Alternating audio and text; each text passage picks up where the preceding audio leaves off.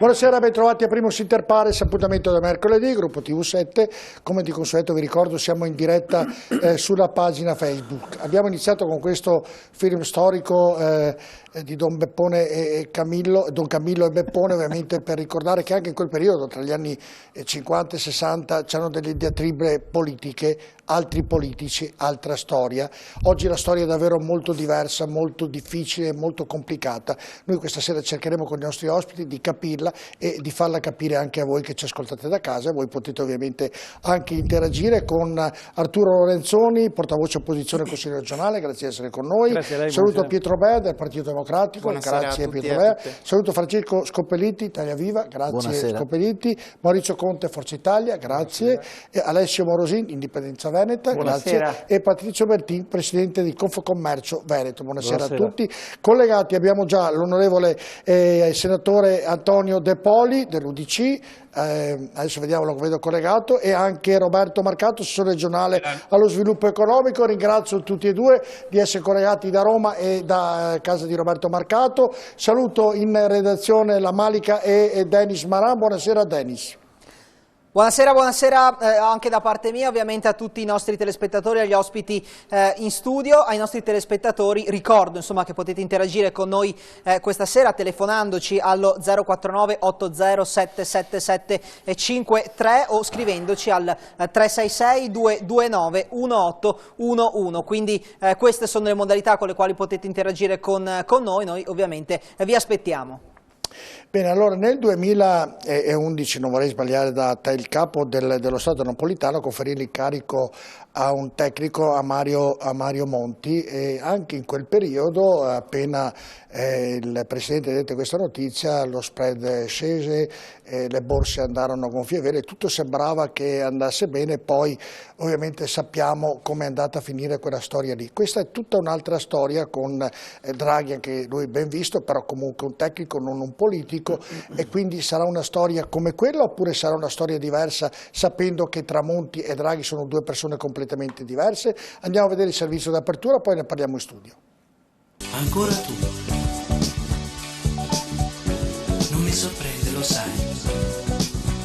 Sarà un altro governo tecnico a dover traghettare il nostro paese fuori dalle acque agitate della crisi sanitaria ed economica causata dal coronavirus. Il Presidente della Repubblica Sergio Mattarella ha conferito l'incarico all'ex numero 1 della Banca Centrale Europea Mario Draghi, che si è riservato di verificare con le forze politiche la possibilità di costituire una nuova maggioranza. Se dopo i passaggi non scontati delle consultazioni e della fiducia il nuovo esecutivo entrasse realmente in carica, si tratterebbe del quarto governo tecnico nella storia del nostro paese, dopo le esperienze di Ciampi, Dini e di Mario Monti nel 2011. Non una formalità, visto che se Italia Viva, dopo lo scacco matto di Renzi a Conte, ha promesso pieno sostegno, il Movimento 5 Stelle, per bocca di Beppe Grillo, ha annunciato lealtà all'ex premier. Una direzione ben precisa invece l'hanno già presa i mercati. Volano le banche e la borsa, cala lo spread, la finanza insomma vede di buon grado Mario Draghi alla guida del paese. Sperando che non sia follia, ma sia quel che sia. A Draghi il compito di salvare l'Italia dopo che già aveva salvato l'euro nel 2012, quando con un discorso è entrato nella storia e varando il meccanismo dell'acquisto dei titoli di Stato dei paesi dell'Eurozona da parte della BCE, spazzò via la speculazione che aveva portato l'Europa sull'orlo del collasso.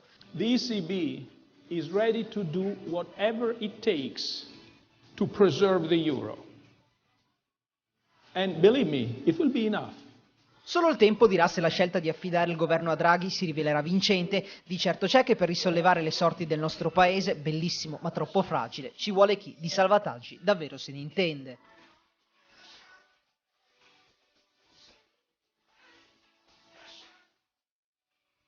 Come dicevo, un'altra storia, lo inizio proprio col senatore Antonio De Poli, che lo saluto di nuovo, e ovviamente ringrazio lui, sia anche Roberto Marcato in collegamento. Iniziando, che aria tira a Roma, senatore? Tanto buonasera a tutti, grazie della possibilità di poter fare un intervento. Saluto tutti gli amici che sono ospiti questa sera con me, quindi buonasera a tutti. Ma l'aria che tira è un'aria, diciamo, interessante, nel senso che questa maggioranza che è composta, come tutti noi sappiamo, da 5 Stelle, PD, Italia Viva, Leu, eccetera, ha fatto cadere da una parte un governo che è quello di Conte, e oggi nel nuovo incarico al presidente Draghi sta ancora una volta forse non dando la possibilità di avere un ulteriore governo. Quindi diciamo partiamo da questo presupposto, se no si corre il rischio di non capire, di non far capire chiaramente ai cittadini da dove si parte, perché noi siamo in questo momento, in questa situazione, perché una maggioranza che governava si è rotta nel suo interno e ha fatto cadere questo governo, che noi dove eravamo l'opposizione chiaramente. Oggi la stessa maggioranza che ha fatto cadere quel governo, stiamo leggendo, e l'avete detto anche voi qualche secondo fa, che rispetto all'indicazione del Presidente della Repubblica in maniera precisa, è stata data ieri sera appunto al Presidente Draghi, ancora oggi capiamo che una parte di questi non sta dando, sembra almeno ad ora, non stia dando un supporto allo stesso Draghi. Questa è la situazione da questo momento. Entriamo in gioco anche e vediamo come minoranza parlamentare. Oggi sicuramente il Presidente Draghi è una figura importante, autorevole e di alto profilo, e credo che questo sia stato individuato appunto dal Presidente Mattarella come una personalità che può dare risposte, ma deve trovare però un'interlocuzione politica con tutte le forze del Parlamento. Senatore... che tra l'altro è stato chiesto proprio da Mattarella, sto citando parole certo. che ha citato lui, ecco, al momento in cui ha dato l'incarico stesso a Draghi. Senatore Oggi però... Senatore Poi, no, perché volevo fare un giro con tutti e sentire, secondo lei è fiducioso, mi risponda sì o no, oppure ha delle preoccupazioni che il governo nasca veramente? Guardi, o c'è una maggioranza solida e precisa per poter governare, oppure io credo che la democrazia passi attraverso i cittadini, quindi bisogna ridare la parola ai cittadini, e questo è anche un'indicazione che come centrodestra oggi abbiamo dato dopo Roberto Marcato, che abbiamo fatto. Roberto Marcato, la stessa domanda, mentre facciamo un giro di domande a tutti inerenti a questa figura di Draghi, se è una figura vincente, definiamola così come termine, oppure una figura che non concluderà nulla e porterà gli italiani al voto, anche se il Presidente della Repubblica ovviamente nel suo discorso molto forte ieri sera non vorrebbe si arrivasse a tale decisione. Secondo lei, Marcato? Non sentiamo l'audio. Non sentiamo l'audio, Roberto, se lo accende. Sì, eccomi perfetto, qua. Perfetto. Intanto buonasera a tutti e grazie per l'invito. Ma allora, in realtà il tema non è Draghi, perché che Draghi sia una persona per bene, una persona preparata, che abbia un curriculum di tutto rispetto, questo lo sanno anche i sassi. Il tema non è questo, e non è Draghi che risolverà il problema. Il tema vero è se esiste in Parlamento una maggioranza in grado di sostenere Draghi. Punto. Dopodiché Draghi può essere anche il miglior tecnico del mondo, la miglior persona del mondo, un santo, tutto quello che volete, ma senza maggioranza in Parlamento Draghi non fa nulla. E secondo lei? Allora, questo è il tema. Io sono assolutamente pessimista. Però il suo leader Salvini mi sembrava era più democratico, meno duro delle parole che sta dicendo lei, cioè mi sembrava più aperto a un confronto, ha detto siamo disponibili, non ha scartato l'ipotesi, insomma. No, ma Salvini dice una cosa molto semplice, lui dice andiamo ad ascoltare Draghi, vediamo quali sono le intenzioni reali di Draghi e poi decideremo, nel senso che l'ascolto, insomma, siamo in un paese civile, democratico, con una democrazia parlamentare, è un obbligo costituzionale e istituzionale quello di andare a conferire con il Presidente incaricato. Dopodiché si deciderà. Io resto fortemente dubbioso perché il Movimento 5 Stelle di fatto ha già detto che non garantirà nessun tipo di appoggio a Draghi. La Meloni, anche lei ha detto in maniera netta, noi insomma, a meno che non ci siano dei programmi straordinariamente stratosferici, difficile. Cioè, con chi la fa sta roba qua? Beh, è stato chiaro. Con una parte del PD, Renzi, cioè vediamo il PD e Renzi assieme più Forza Italia. Cioè, se vogliamo davvero immaginare di risolvere, come ha detto Draghi, di risolvere i problemi dell'Italia e sconfiggere la pandemia, non la fai con una cozzaglia. Perfetto. Scopelliti, dicevo lei perché lei rappresenta Italia Viva e ovviamente Italia Viva è stata praticamente la parte decisiva in questa rottura del governo. Lei sorride, è contento di questo quindi? Ovviamente sì. È contento, bene. Non è, secondo lei Renzi si è comportato bene, era quello che doveva fare, è stato eletto tramite il PD, poi ha detto faccio un partito per conto mio, poi ha detto metto Conte, no racconto, metto era Conte il segretario del PD, sì, non è che è stato eletto no, perfetto, è stato lui uno dei protagonisti nel mettere Conte Presidente dei Consigli, poi dice lo mandiamo via, non è che si stia, glielo dicevo prima della trasmissione, togliendo qualche sassolino ancora da quel famoso referendum dove lui ha detto se non vinco mi ritiro dalla politica e non farò mai più parte di questo mondo, invece c'è e come c'è. No, guardi, non c'è nessun sassolino, nessuna dietrologia. Qui la questione è questa. Il governo Conte 2 è nato per non andare a votare e non consegnare il Paese a un centrodestra che in quel momento era accreditato di un vantaggio incolmabile nei sondaggi. Diciamo, Salvini voleva i pieni poteri e noi non gli abbiamo dato i pieni poteri. Scusi, potete intervenire tutti, l'importante non so prevaricare le voci, potete pure fare un dibattito anche all'interno di questo studio, se no altrimenti mi dite poi non abbiamo parlato, potete farlo rispettando le regole. No, voglio dire, Conte era al posto giusto nel momento giusto e ha continuato a fare lui il Presidente del Consiglio.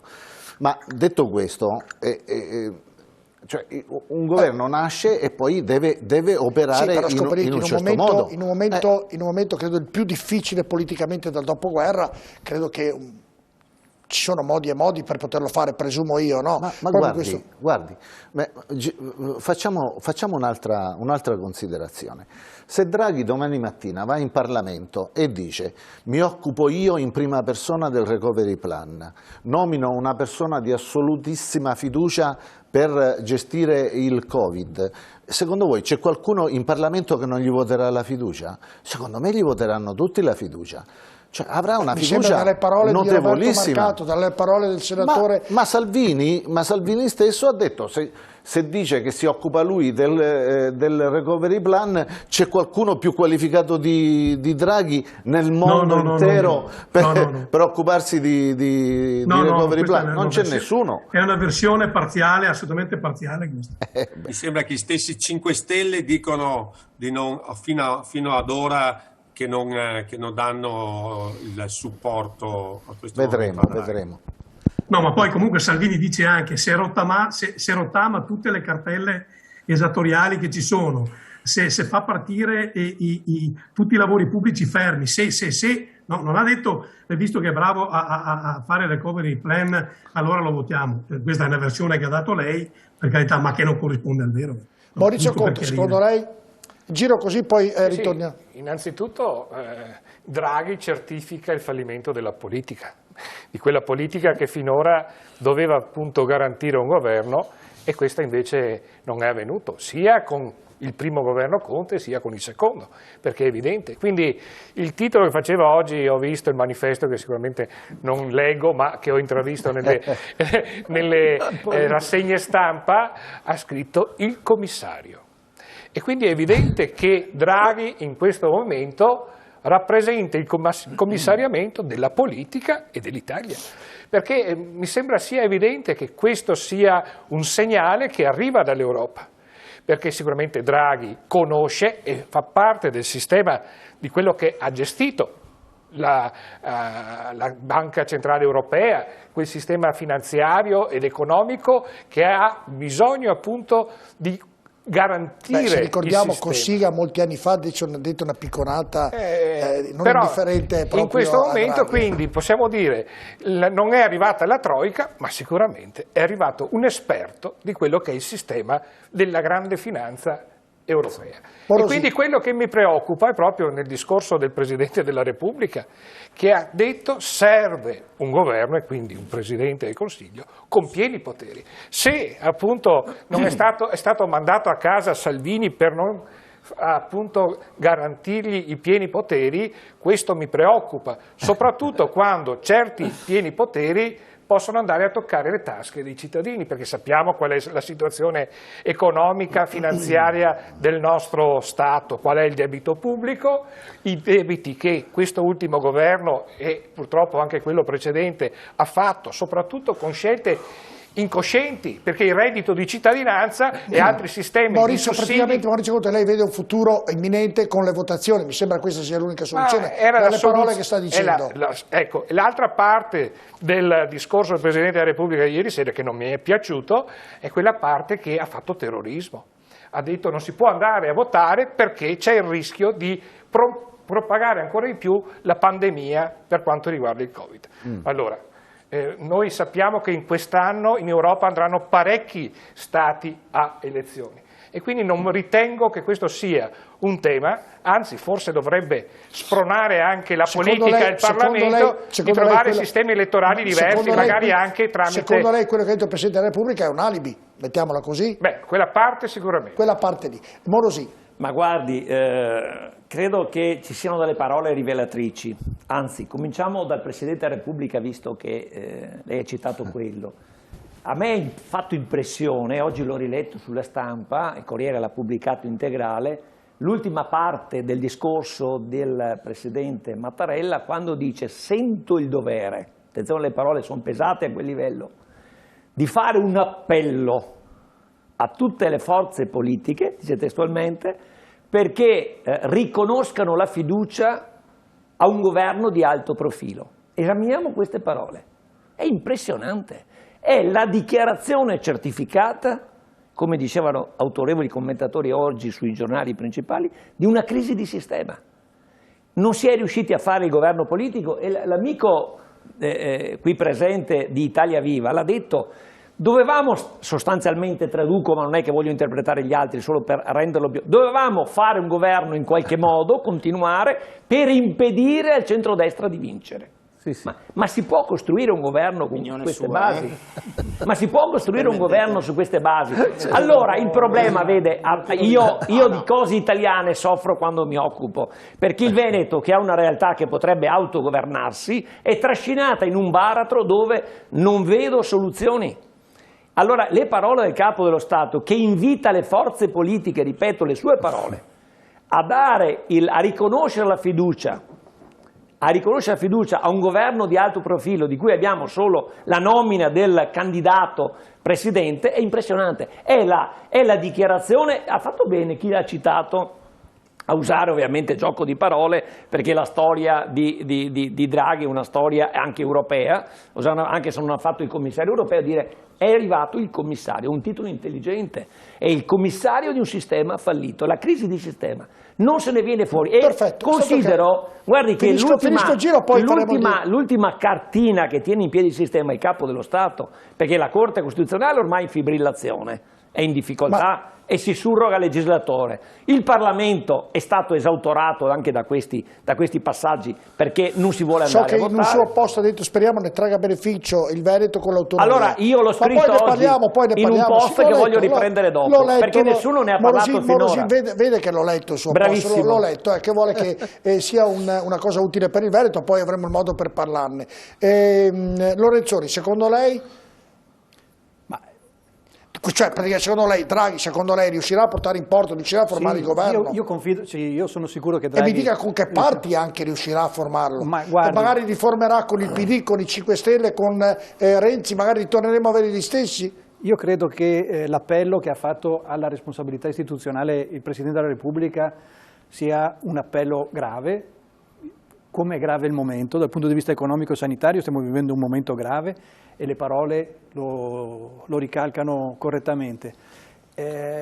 Ma io penso che l'elemento forte sia il fatto che nessuna delle forze politiche vuole andare a votare. In questo momento, ma chi vuole andare a votare? La destra sicuramente non vuole andare a votare, la sinistra nemmeno, i 5 Stelle che hanno... Il centrodestra ha detto che vuole andare al voto, insomma. No, l'ha detto, ma poi nella realtà... non vuole. No, ma assolutamente no. Ma secondo lei, riducendo del 40% i parlamentari, quanti dei parlamentari poi votano, cioè, portano fino... Poi sentiremo se è così. Io non ci credo. Per questo io sono convinto che Draghi abbia una concreta chance di realizzare un governo. Ma a larghe intese con tanti partiti. Ma è dinamico. Se vediamo, non so, va a finire che vedo Roberto Marcato assieme al PD a governare l'Italia. Guardi, ci saranno dei provvedimenti che voterà la Lega, ci saranno dei provvedimenti che voterà il PD, ci saranno dei provvedimenti, i 5 Stelle faranno un po'. Io sono convinto di questo, ma come è stato nel passato, con delle maggioranze dinamiche.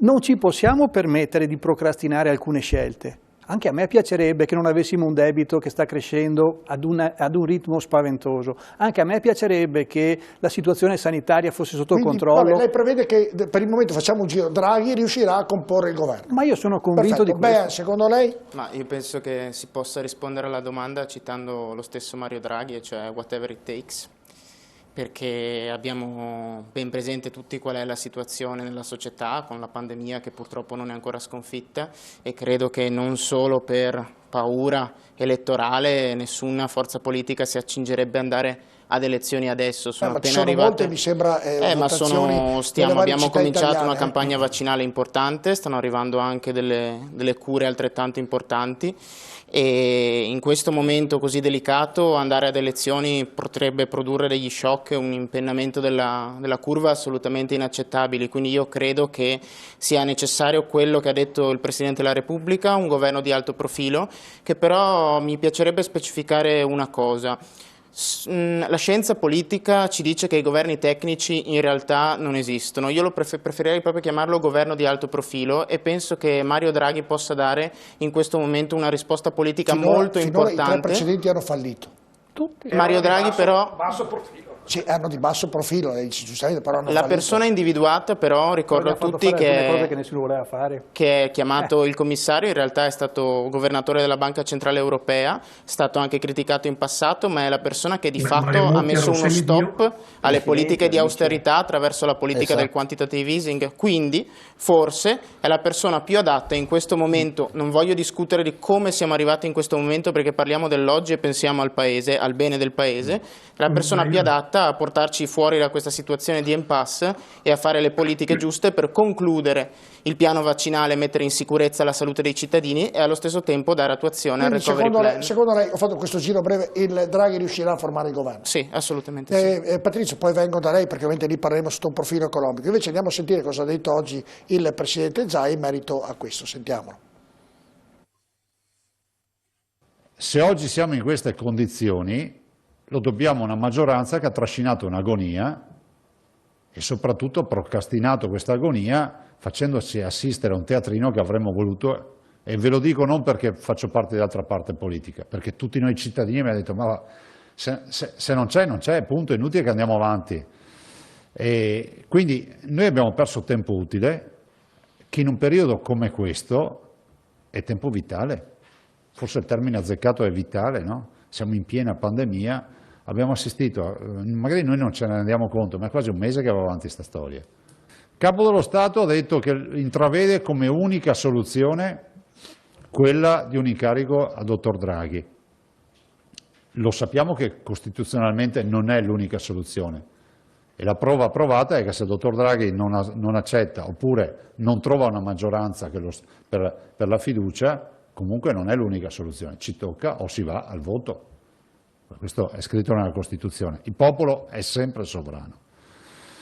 Dopodiché, come valutare questa azione? Io penso che sia fondamentale dire che ci sono 2 fasi.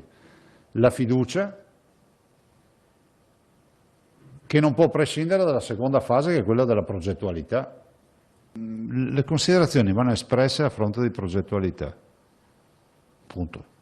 E spero che non siano, diciamo, collegate alle poltrone, perché sennò torniamo a cadere nell'oblio.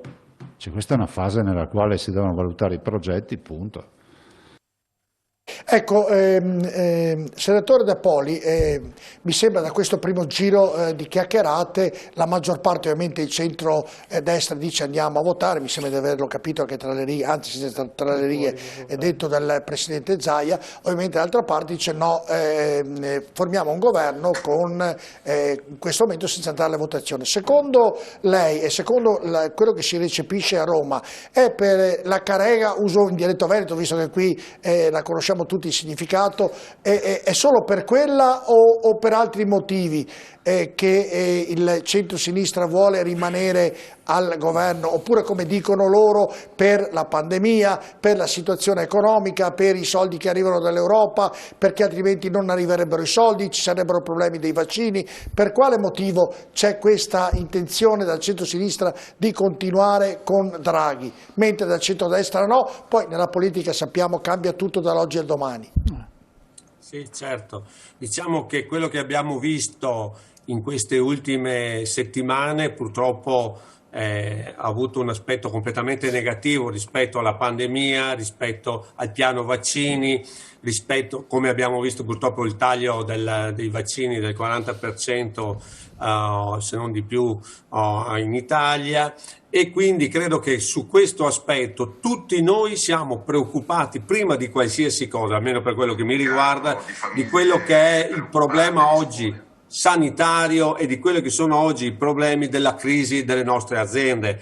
Mi vengono in mente, parto dai bar e ristoranti, per dire i commercianti, gli artigiani, il mondo che abbiamo del comparto termale, ma gli stessi agricoltori. Cioè, se qui non riusciamo concretamente a fare degli interventi specifici, ma dando le risposte concrete rispetto a tutto quel grande comparto del mondo produttivo che poi riguarda le nostre famiglie, perché alla fine se uno non lavora non arriva a fine mese, e dall'altra parte portano i libri in tribunale perché il bar non riesce a aprire, i commercianti non riescono a vendere. Allora bisogna intervenire con forza con provvedimenti concreti, ad esempio il collegamento dei colori delle nostre zone rispetto agli interventi delle risorse che abbiamo. Voglio dire, se uno perde, come succede in Germania o da altra parte, deve avere